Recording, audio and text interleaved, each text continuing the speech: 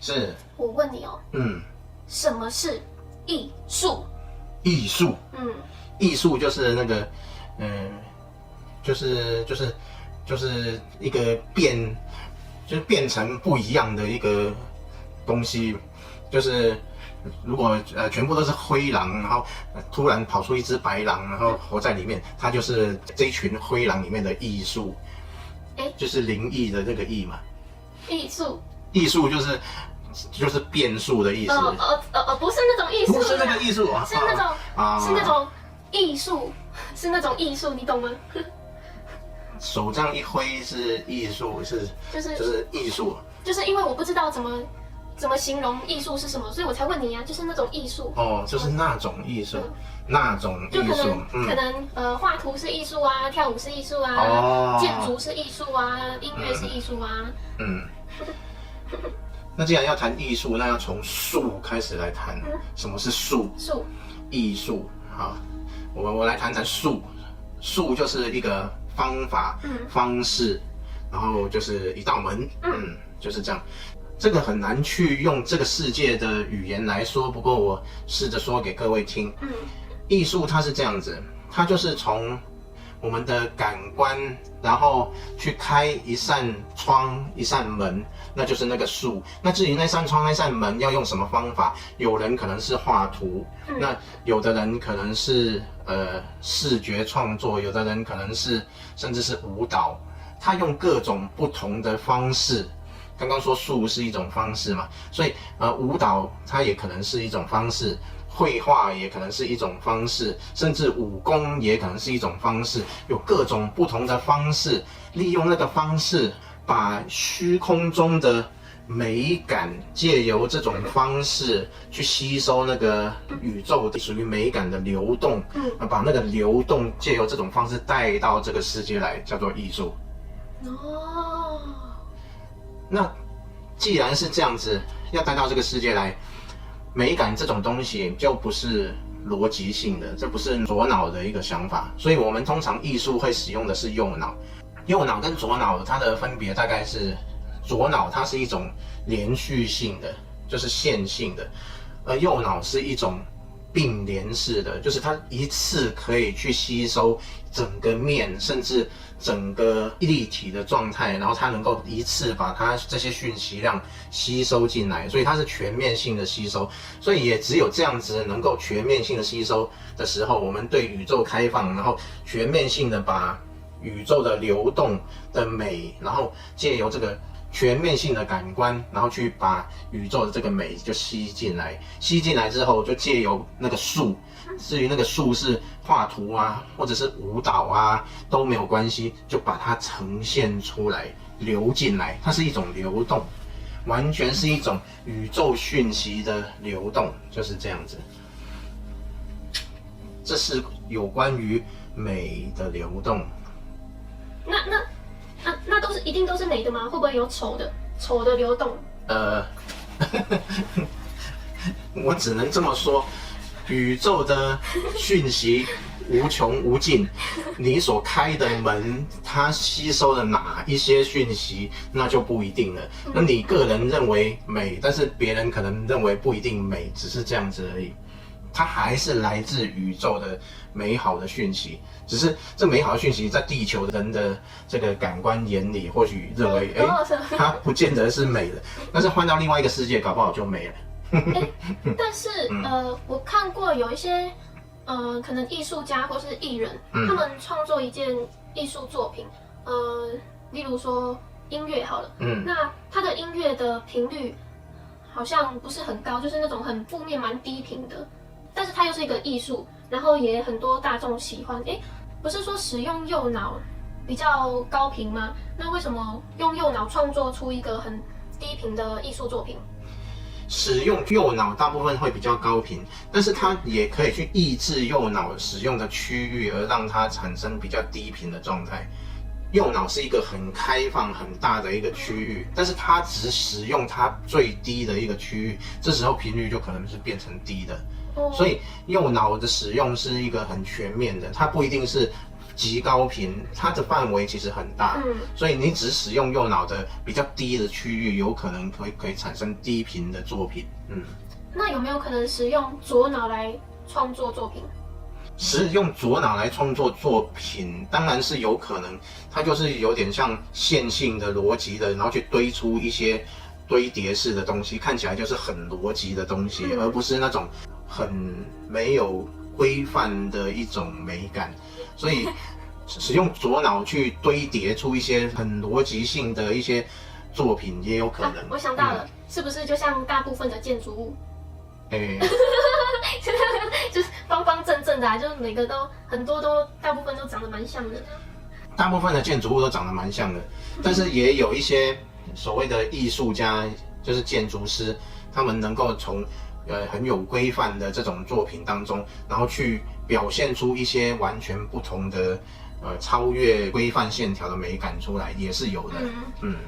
那个我听说有一些艺术家很厉害，例如说钢琴家啊，或是武打，或是舞蹈，或是唱歌，有一些很厉害的艺术家，他们都能进入到一个像无我的境界，把外挂开到最大那样，就是一般人都没办法到那种很高端的程度，就是很厉害的意思。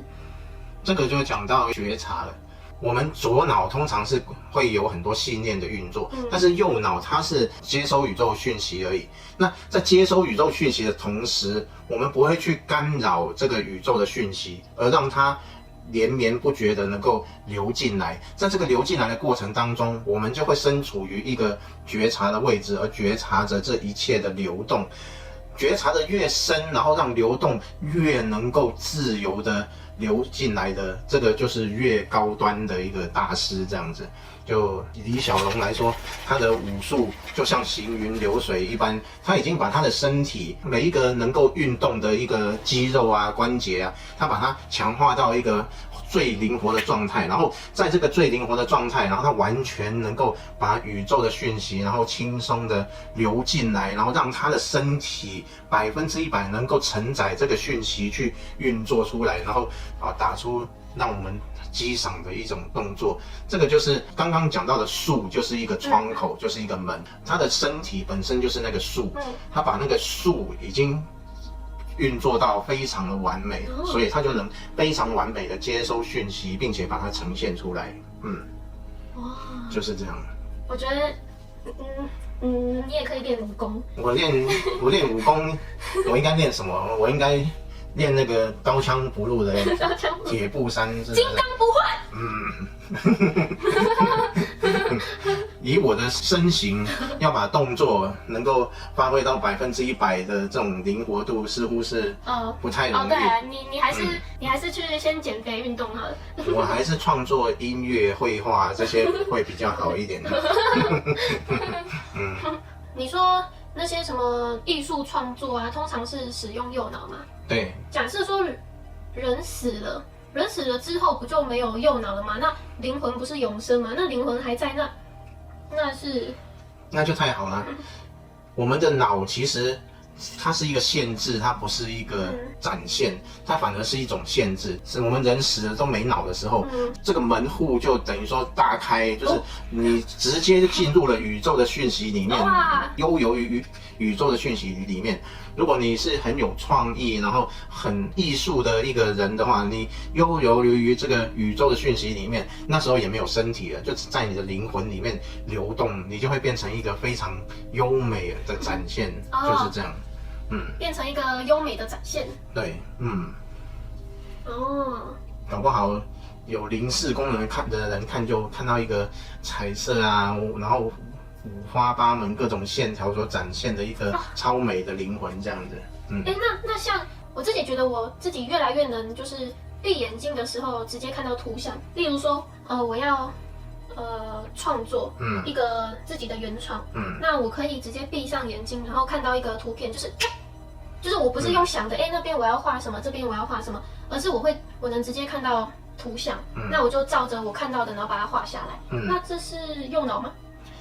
其实我们说右脑是右脑再加上松果体的功能，松果体是用来接收宇宙讯息，再传给右脑做解析，它是这样子。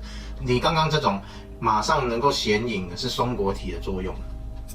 是哦，所以不是右脑。就在右脑之前就已经发生了。右脑再把这些讯息集合起来，然后看怎么运用。所以有些创作者他可能只有使用到右脑，但是没有松果体，是吗？但其实如果松果体跟右脑一起会更好。松果体一定会用到，只是用到多或少。多或少。那我们人想事情是真的是用头脑在想吗？想事情那些很多画是谁亮那种，就是用左脑。左脑。那画面是用右脑。但是人死了，那所以人死了怎么想事情？所以人死了有灵魂在，然后不能想事情吗？没有，在我们这个载体里面的时候，哪一个部分是管哪一个部分，但是离开了这个载体，它的功能还在，就不需要依附身体就可以运作。所以其实并不是说在这个身体里面才能够想事情，然后离开身体就不能够想事情。对。那假设说我离开这个身体，那我想事情的方式跟现在会一样吗？一样的。一样哦。更没有限制，你会体会到一种更没有限制的状态。比如说，你现在脑袋可以出现一幅图画，然后你可以把它画下来。可是你离开了这个身体以后，然后你脑袋里面可以同时出现500幅图画、5000幅图画，就是这样。你没有了那个身体的限制。那这样是不是其实假设说松果体很发达的话，是不是其实就不用那么累啊？就有些人创作可能就是要很努力的想、努力的创作，但其实只要让自己放松，然后激发那个松果体，其实就本来就是这样，创作就非常简单。创作为什么很多创作人喝了一点小酒，然后很放松的时候，或者吸了大麻之类的，然后他在一种极度放松的状态里面，然后他的创意就一直进来。本来就是应该在放松的状态才运作得更好。对。我好像看过还蛮多艺人，就是好像都蛮努力的。蛮努力去把他的术给做好。术，我们刚刚说艺术的术是那个窗口，就刚刚我拿李小龙做例子，就是他的肌肉、他的关节等等，就是能够在很短的时间里面伸展到那个位置，他才能够去创作出更优美的状态。艺人很努力的练习，就是比如说练习他的歌喉、他的技巧等等，一切都把它练到一个很能运作的状态的时候，再从流动去驱动这些术，驱动这些门户，也就是他的技巧，然后把它运作出来，这样子。是小我使用右脑跟左脑吗？是吗？小我使用左脑跟右脑。就是不是还有高我吗？那高我可以使用右脑跟左脑吗？高我通常会使用右脑，不太会使用左脑。高我是使用右脑。对。所以高我也有可能使用左脑。也有可能，但是比较少。是不是大部分的人都是小我使用右脑，还是说右脑就是高我？大部分人小我使用左脑。小我就是左脑。对，然后通常高我去使用他的右脑。所以小我负责左脑，高我负责右脑。所以小我也不可能使用右脑。可能啊，也可能。脑只是在我们身体里的一个器官，所以谁都可以用，高我也可以用，小我也可以用，只是习惯性的问题。小我习惯性使用左脑，而高我习惯性使用右脑作为一个传输讯号的一个。小我使用右脑跟高我使用右脑有差别吗？看他使用的方式是什么，使用的目的是什么。小我使用右脑，可能很多是一个欣赏的一个目的，比如说我正在欣赏一幅画、一个音乐，然后或者一个艺术的作品或一个美景。在这时候，小我就使用右脑去做这件事情。那高我呢？高我使用右脑，可能就是像我刚刚说的艺术的创作等等，很多是透过高我把宇宙的讯息接纳进来。那小我使用左脑呢？小我使用左脑，就是整天在那边东想西想，就是这样。